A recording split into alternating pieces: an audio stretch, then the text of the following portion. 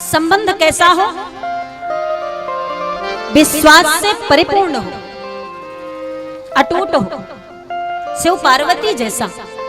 मां पार्वती श्रद्धा है और शिवजी विश्वास की प्रतिमूर्ति है। मां पार्वती शिवजी पर आंख बंद करके विश्वास करती है। मैया के श्रद्धा स्वरूप का और शिव के प्रति विश्वास का परीक्षण किया गया है मानस में। सप्तऋषि मां भगवती के पास आए हैं और आकर के शिव जी के बारे में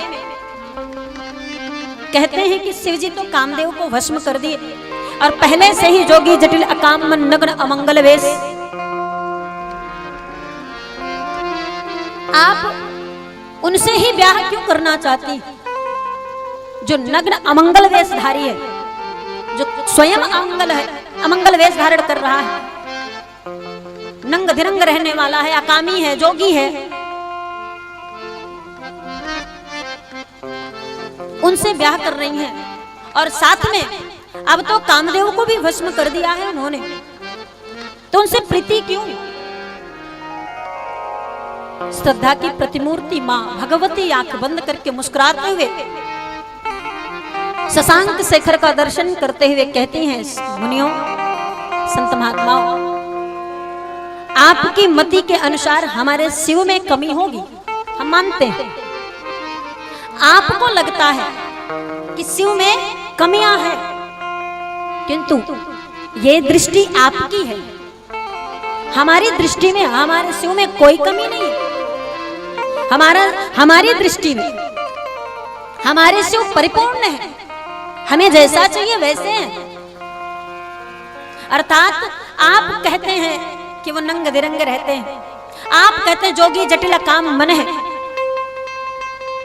आप कहते हैं कामदेव को उन्होंने मार दिया है, भस्म कर दिया है। ये आपकी दृष्टि में अवगुण होगा, हमारी दृष्टि में हमारे शिव में कोई अवगुण दिखता ही नहीं। अटूट विश्वास मां का। मैया कहती है, मुनिश्रेष्ठ, हमारे शिव ने किसी को मारा ही नहीं है। जगत जानता है कामदेव को शिव ने ही भस्म किया है, लेकिन भगवती नहीं मान रही। जो जगत व्याप्त है उसे भी पार्वती मानने को तैयार नहीं कि हमारे शिव ने कोई ऐसा कार्य किया है। संतों ने कहा, सप्तऋषियों ने कहा, देवी ये जगत व्याप्त बात कर रहे हैं, दुनिया जान चुकी है इस बारे में, छिपी नहीं है ये। भगवती ने कहा, एक प्रश्न हमारा छोटा सा है, हमारे शंका का समाधान कर दीजिए, हम भी मान जाएंगे कि शिव में अवगुण है। सप्तऋषियों ने कहा, पूछिए। मैया ने कहा, दीपक जलता है? बोले हाँ। बोले दीपक जब जलता है तो इसके पास पतंगे आते हैं या पतंगों के पास दीपक जाता है? कीट पतंग, कीड़े मकोड़े। जब एक दिया जलता है तो दिया चल करके पतंगों के पास जाता है कि कीड़े मकोड़े दिया के पास आते हैं, दीपक के पास आते हैं? संतों ने कहा, कीड़े मकोड़े कीट पतंगे आते हैं, दीपक भला कहां चलता है? वो तो अस्थाई एक जगह पर जलने का कार्य करता है। बोले क्या उन पतंगों को नहीं पता कि दीपक जल रहा है, पास जावेंगे तो जल जावेंगे? बोले पता तो होगा ही, दुनिया जानती है दीपक के पास जाने पर जल जावेंगे, दीपक को छूने पर जल जावेंगे। बोले जब दुनिया जानती है तो क्या उन कीट पतंगों को नहीं पता, उन कीड़े मकोड़ों को नहीं पता कि पास जावेगा तो जलकर खाक हो जाएगा, मर जाएगा? बोले पता होगा, फिर क्यों आते हैं? फिर क्यों चले आते हैं?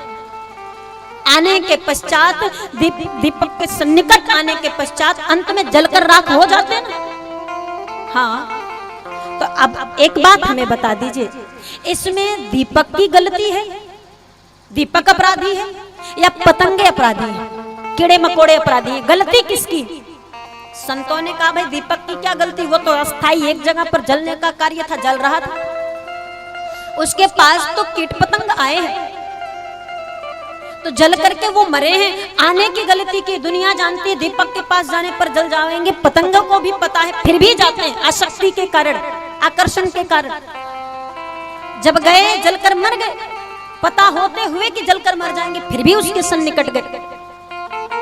तो गलती किसकी? पतंगों की, दीपक की तो गलती नहीं।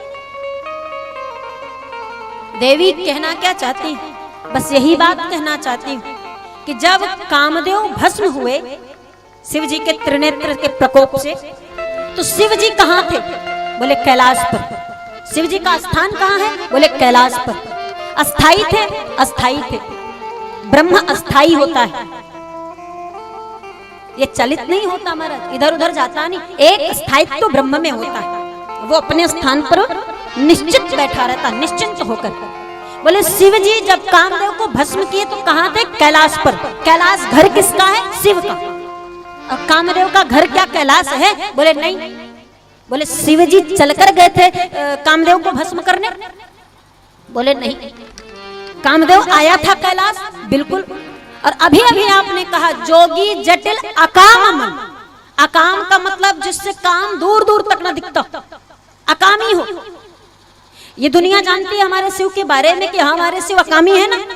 बोले हाँ दुनिया जानती है। तो क्या कामदेव से परे था? क्या कामदेव को नहीं पता था कि शिव अकामी है? बोले जब दुनिया जानती है इस बात को तो कामदेव भी जानता होगा। मैया ने बोली कि जब कामदेव को पता था कि हमारे शिव अकामी हैं, तो कैलाश पर अकामी के पास काम का क्या उपयोग था? क्यों आए वो? जब पतंगे को पता है कि दीपक के पास जाकर जल जाओगे, तो दीपक के पास आकर के गलती पतंगे ने किया कि दीपक ने जलाकर किया।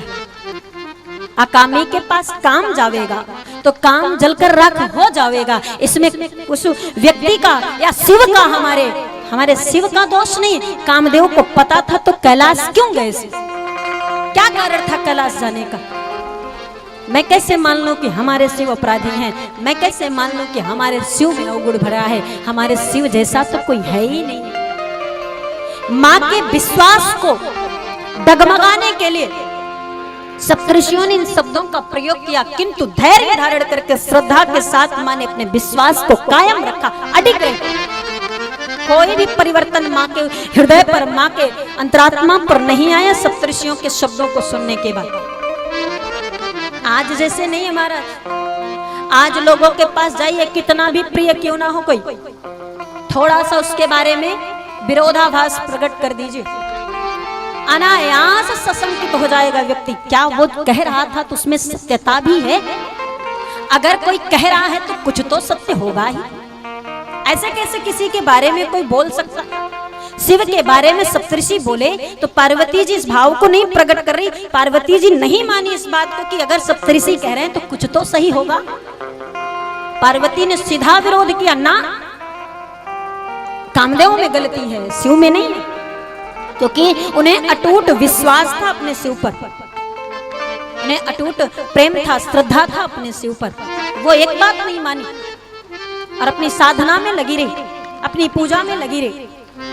शिव को प्राप्त करने का जो मार्ग नारद जी ने बताया उस पथ पर चलती रही। हमें आपको भी यही करना है। अपने धर्म के प्रति, अपने इष्ट के प्रति, अपने गुरुजनों के प्रति, अपने देश के प्रति, अपने प्रियजनों के प्रति बिल्कुल अटूट श्रद्धा विश्वास बना कर रखना है। कोई भी आवे, कुछ भी कह जावे, हम पर नहीं होने वाला कोई असर। कोई भी आता है और उसके दुर्गुणों को कहता है तो बस इतना ध्यान रखना है, हमने तो सिर्फ सद्गुणों को देखा, दुर्गुण देखा ही नहीं। हर इंसान में सद्गुण दुर्गुण दोनों होता है। हमारा नजरिया क्या देख रहा है ये हम पर आधारित है।